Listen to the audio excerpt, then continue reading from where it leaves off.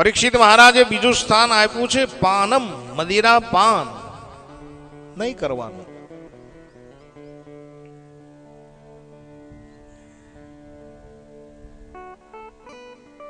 કેમ કે મદિરાની અંદર મેરે ભાઈ બેન કલયુગનો વાસ હોય છે.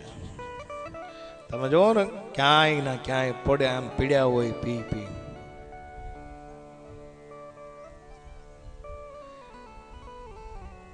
મને એક ભાઈ આવીને કહેતો હતો, મને કે બાપુ આ વસ્તુ બની કેમ એ ખબર તમને? મને તો શું ખબર હોય કેમ બની. કે હવ પ્રથમ જે દી આ આશવ બન્યો ને ત્યારે કે ઝાડવાની હેઠે તવો રાખવામાં આવ્યો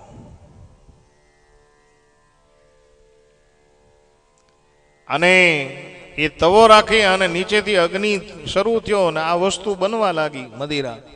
પછી ઉપર પોપટ બેઠેલો ઝાડવાની ડાળે અને પોપટને એમ થયું કે ઓહો આ આસવ બને છે અને ધરતીનો નાશ કરી નાખશે, એના પહેલા આપણે આમાં મરી જવું જોઈએ. આપણે નથી કહેતા ઢાંકણીમાં પાણી લઈને મરી જા, એમ પોપટ ઓલા આસવની અંદર પડી ગયો.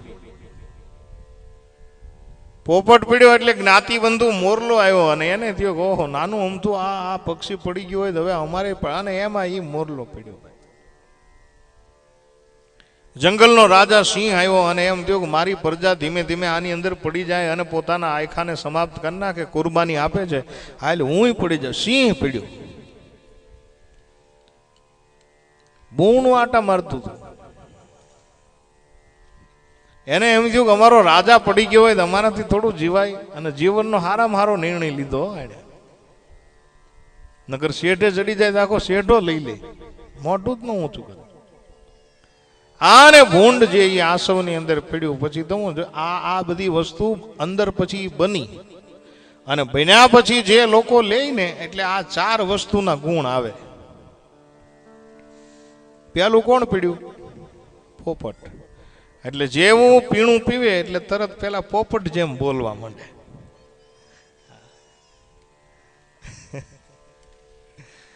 પછી બીજો ઘડીક થાય તો બીજું કોણ પીડ્યું? તો ઘડીકમાં ગુણ આવે મોરલો. પછી મોરલો થઈ જાય, ટેહુંક ટેહુંક કરવા માંડે. પછી કોણ પીડ્યું તું? સિંહ. સિંહ જેમ મને કોઈએ બોલાવવો નહીં લે. અને છેલ્લે કોણ પીડ્યું? બોલો બોલો. ભૂંડ.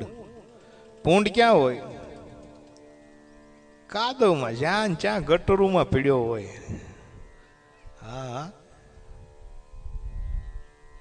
તમે એક વખત દિલમાંથી હાથ રાખી અને વિચાર કરી લ્યો સાહેબ કે તમે પીણું પીવો છો. આ પંડાલની અંદર તો કોઈ પણ વ્યક્તિ એવું છે જ નહીં સાહેબ. પણ આ કથા માત્ર ને માત્ર હું એટલા માટે કહું છું કે ક્યાંય ગામના ખૂણે ખાંચરે આ વસ્તુ હોય અને સાહેબ એકાદ જણો પણ જો આ બંધ કરે ને તો મારી કથા સફળ થઈ જાય. બા અમારી કથાઓ સફળ થઈ જતી હોય છે. જીવનની અંદર વ્યસન કોઈ સારા નથી, યાદ રાખજો. વ્યસનો મૂકી દેવા જોઈએ. કોઈ વ્યસન સારું નથી. બાકી આ જે પીણું તો સાદા, આ તો ટોપિક આવ્યો એટલે મેં લીધો, નહીં મારે કોઈ જરૂર પણ નથી સાહેબ. હા, અમે તમને બહુ ગર્વ સાથે કહી શકીએ કે સાહેબ અમે આવું કોઈ પણ વસ્તુ નહીં, પાન માવો બીડી કોઈ પણ વસ્તુ, તમાકુ નહીં સાહેબ, દાણાય નહીં, પછી ક્યાં વાત રહી? કોઈ વસ્તુ નહીં, લેવાની જ નહીં. અને આજ જયારે ટોપિક આવ્યો ત્યારે કહેતો જાઓ. ઘણી બધી બહેનો છે ને અમારા ઉતારે આવીને કહેતા હોય કે બાપુ થોડુંક સુધરે તો કંઈક બોલજો.